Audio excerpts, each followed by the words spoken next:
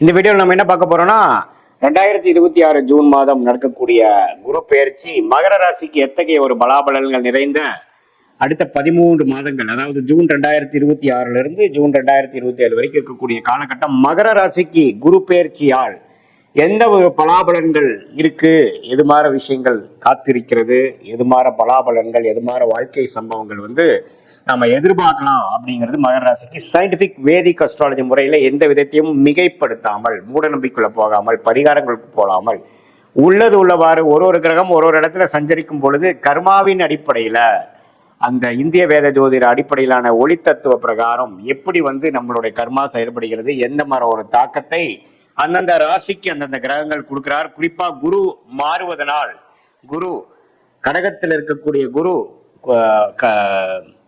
மிதுனத்தில் இருக்கக்கூடிய குரு கடகத்துக்கு மாறுவதனால் ஜூன் 2ஆம் தேதி என்ன மாதிரி ஒரு தாக்கத்தை கொடுக்கிறார். அந்த கடகத்திலேயே ஒரு வருடம் இருக்கும் பொழுது அந்த நவம்பர், டிசம்பர், ஜனவரி மிடில் பீரியட் 3 மாசம் பார்த்தீங்கன்னா அதிவக்ரமாக சிம்மத்துக்கு போனாலும் என்னவித தாக்கத்தை மகர ராசி கொடுக்க போகுதுங்கிறது நம்ம பார்க்க போறோம். இப்ப பாருங்க, குரு மிதுனத்திலிருந்து கடகத்துக்கு மாறுவது ஒரு அருமையான விஷயம். ராசியை குரு பார்க்கிறார். இதுவரை ராசியை குரு பார்க்காமல் 12ஆம் இடத்தை பார்த்து, 2ஆம் இடத்தை பார்த்து, 10ஆம் இடத்தை பார்த்து பல விரயங்கள், சுப விரயங்கள் சில பேர்த்துக்கு, அசுப விரயங்கள் நிறைய பேர்த்துக்கு போய்கொண்டிருந்தது மகர ராசிக்காரர்களுக்கு. ஏன்னா 12ஆம் இடம் என்று சொல்லப்படுகிற தன்னோட வீடை தன் குரு பார்த்து கடன், நோய், வம்பு வழக்கல், விரயங்கள், கையில் இருக்கிற காசு செலவு வேணா பயங்கரமா ஆகுதுக்கு நம்ம செலவு பண்ற டெண்டன்சியில அதிகமாக போய்கொண்டிருந்த மகர ராசிக்காரர்களுக்கு முதல் இம்ப்ரூவ்மெண்ட் என்ன நடக்குதுன்னா, முதல் செலவு கம்மியாகும். முதல் தேவையற்ற செயல்பாடுகள், அதாவது மாணவர்களாக இருந்தாலும் சரி, இளம் வயதினராக இருந்தாலும் சரி, தேவையற்ற ஒரு நடவடிக்கைகள், தேவையற்ற செயல் விஷயங்கள்லாம் கொஞ்சம் ஸ்டாப் ஆகி நம்ம என்ன பண்ணிட்டு இருக்கோம், இப்போ என்ன பண்ணுனா நம்மளோட குறிக்கோள் அடைய முடியும், நம்ம ஏன் இப்படி நமக்கு எதுவுமே மிஞ்ச மாட்டேங்குது, நம்மளுடைய ப்ரோக்ரஸ் ஏன் நம்ம ஸ்லோவா இருக்கு அப்படிங்கிறத நீங்களே ரீதிங்க் பண்ற மாதிரி ஒரு விஷயத்தை எல்லாமே அசிமுலேட் பண்ணி யோசிக்கக்கூடிய அந்த தருணம் தான் உச்சகுருவின் பார்வை உங்களுடைய மனோகாரகன் என்று சொல்லப்படுகிற ராசியை பார்ப்பது.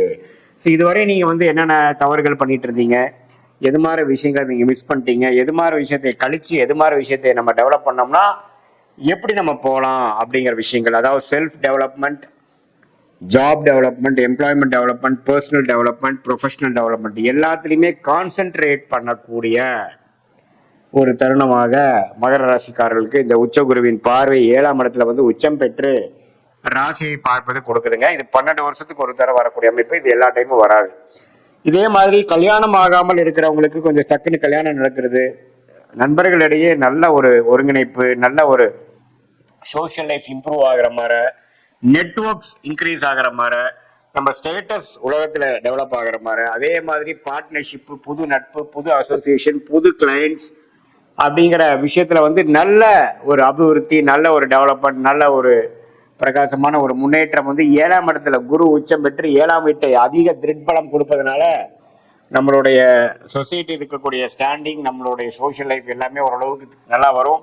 நமக்கு ரெகக்னிஷன் கிடைக்கும். நம்ம என்ன தொழில், என்ன வேலையில் இருக்கிறோமோ கொஞ்சம் name and fame and recognition கிடைக்கக்கூடிய ஒரு தருணமாக இருக்கிறது. உங்களுக்கு யோகமான தசைகள் போய் கொண்டிருந்தால் இன்னுமே நான் சொன்னது இன்னுமே நல்லாவே நீங்க ஃபீல் பண்ணுவீங்க. சனி 3ஆம் இடத்துல இருந்து 7 நாள் சனி முடிஞ்சு மகர ராசிக்கு 3ஆம் இடத்துல சனி இருக்கிறார். அதே சமயத்துல ராகு 2ஆம் இடத்திலும், கேது 8ஆம் இடத்திலும் இருக்கிறார். இத்தகைய ஒரு அமைப்பு பாருங்க. ராசியை குரு பார்க்கறதுனாலும் 2ஆம் இடத்துல ராகு இருக்கிறதுனால சம்டைம்ஸ் அப்ஸ் அண்ட் டவுன்ஸ் ஃபினான்ஸ்ல இருக்கும். பேச்சுல கொஞ்சம் பார்த்து பேசணும். கோவத்துல சட்டுன்னு ஏதோ ஒன்று பேசிட்டு அதுக்கப்புறம் அது நம்ம பிரச்சனையா போய் அதை டீல் பண்ற கஷ்டப்பட வேண்டிய அவசியங்கள் உண்டு. அதே சமயத்துல நம்மளுடைய வருமானம், குடும்ப விஷயத்திலையும் கொஞ்சம் கேர்ஃபுல்லா இருக்கணும். ஏன்னா 7ஆம் இடத்துல 2ஆம் இடத்துல இருக்கக்கூடிய ராகு, 8ஆம் இடத்துல இருக்கிற கேது எந்த ஒரு சுப பார்வை இல்லாமல் இப்படி இருக்கும் பொழுது என்னதான் நமக்கு மனசுல உற்சாகம் அடைஞ்சு நம்ம கொஞ்சம் ஒழுக்கமாகி பழைய விஷயங்களை கழித்து புதிய ஒரு விஷயத்துக்குள்ள நம்ம போனாலும் ஃபினான்ஸ் இம்ப்ரூவ் ஆகிறதுக்கு இந்த செப்டம்பர் மாதம் ஆகும். ஏன்னா செப்டம்பருக்கு அப்புறம் தான் ராகு பயிற்சி ஆகி ராகு 2ஆம் இடத்துலேருந்து விலகிறார்.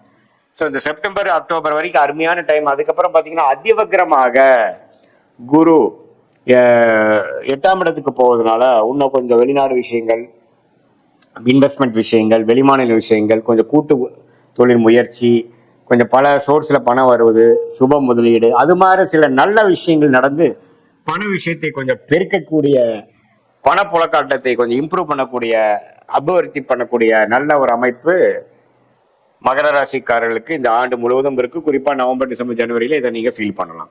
அடுத்த வருஷம் ஜூன் மாசம் வரைக்குமே குரு கடகத்திலேயே இருந்து ராசியை பார்ப்பதனால் மனம் உற்சாகமடையும்.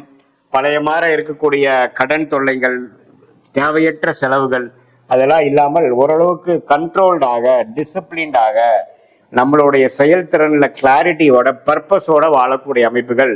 மாணவர்கள் நல்லா சிறுத்தையா படிக்கிறது, குறிக்கோளோட செயல்படுறது.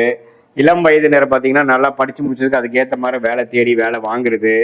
அதே மாதிரி கல்யாணம் ஆகாமல் இருக்கக்கூடிய நடுத்தர வயதினருக்கு டக்குன்னு ஒரு கல்யாணம் அமையிறது, காதல் கை கூடுறது, தொழிலதிபர்களுக்கு டக்குன்னு நல்ல ஒரு பார்ட்னர்ஷிப் ஃபண்டிங் கிடைச்சி நல்ல ஒரு தொழில் அபிவிருத்தி பெறுவது.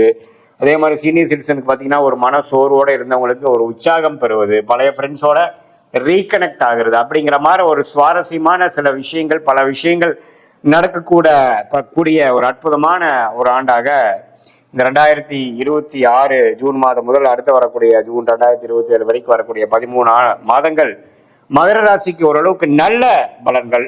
மனம் உற்சாகம், ஒழுக்கம், தைரியம், நெகட்டிவான எண்ணங்கள்லாம் போய் லேசினஸ், சோம்பேறித்தனம் போய் கொஞ்சம் உற்சாகம் அடைகிறது. கெட்ட பழக்கங்கள் நம்மளை விட்டு விலகி கொஞ்சம் உடம்பு ஓரளவுக்கு ரெடி ஆகுறது, மனசு ரெடி ஆகுறது, நல்லவர்களோட பழக்கங்கள் அதிகமா வர்றது, தீயவர்கள் பழக்கம் கம்மியாகிறது. இது மாதிரி பல விஷயங்கள் இந்த ஜென்மசனியில 2020, 21, 22 கொஞ்சம் தவறான பாதையில போன இளம் வயதியர்கள் எல்லாமே ஓரளவுக்கு ஒழுக்க பாதைக்குள்ள உனிமேல் ஒழுக்கம்னா என்ன, வாழ்க்கைனா என்ன, நண்பர்கள்னா என்ன, பெற்றோர்கள்னா என்ன அப்படிங்கிற மாதிரி நல்ல விஷயங்கள் புரிதலோட, நல்ல மெச்சூரிட்டியோட வாழக்கூடிய ஒரு வாழ்க்கைக்கு வேணுங்கிற அடித்தளத்தை கொடுக்கக்கூடிய ஒரு அற்புதமான ஒரு ஆண்டாக இந்த குரு பயிற்சி 2026 ஜூன் மேல வரக்கூடியது மகர ராசிக்கு கொடுக்குதுங்க. இது பொதுவான பலனை தவிர உங்களுடைய பிறந்த தேதி, பிறந்த நேரம், பிறந்த ஊரை வைத்து வரக்கூடிய திருக்கணித பஞ்சாங்கத்துல நம்மளுடைய ஜாதகத்தை போட்டு